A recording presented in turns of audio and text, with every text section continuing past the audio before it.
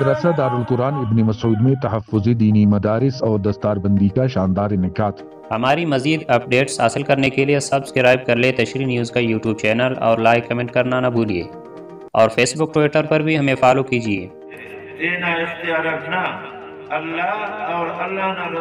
سونی خضدار کے مدرسہ دارالقرآن ابن مسعود میں تحفظ دینی مدارس و دستار بندی حفاظ کرام کے عنوان سے ایک پروقار جلسہ منعقد ہوا۔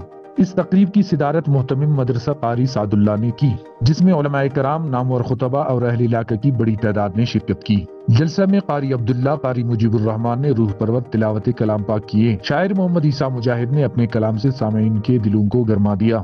مختلف علماء کرام نے دینی مدارس کی اہمیت، قرآن مجید کی عظمت اور اسلامی تعلیمات پر روشنی ڈالی۔ خطاب کرنے والوں میں حضرت مولانا قمر الدین، مولانا فیض محمد سیمانی، مفتی عبدالقادر شاوانی، مولانا محمد اسحاق شاوانی، مولانا محمود غزنوی، مولانا سید عطا الرحمن شاہ، مولانا خان محمد زہری اور مولانا عبدالحلیم گزگی شامل تھے۔ جلسے کی نظامت کی ذمہ داری مولانا عنایت اللہ صاحب نے احسن انداز میں سر انجام دی۔ ہر نشست کا آغاز تلاوت قرآن سے کیا گیا، جو روحانی سکون کا باعث بنی۔ جلسے کا سب سے اہم مرحلہ حفاظ کرام کی دستار بندی کا تھا، جس میں فارغ التحصیل حفاظ کرام کو اعزاز کے ساتھ انعامات دی گئی اور دستار پہنائی گئی۔ تقریب کا اختتام دعا سے ہوا، جس میں مسلمانوں کی فلاح و بہبود، دینی مدارس کی ترقی اور امت مسلمہ کے اتحاد کے لیے خصوصی دعائیں کی گئی۔ رپورٹ عامر مردوئی، تشریح نیوز، خضدار۔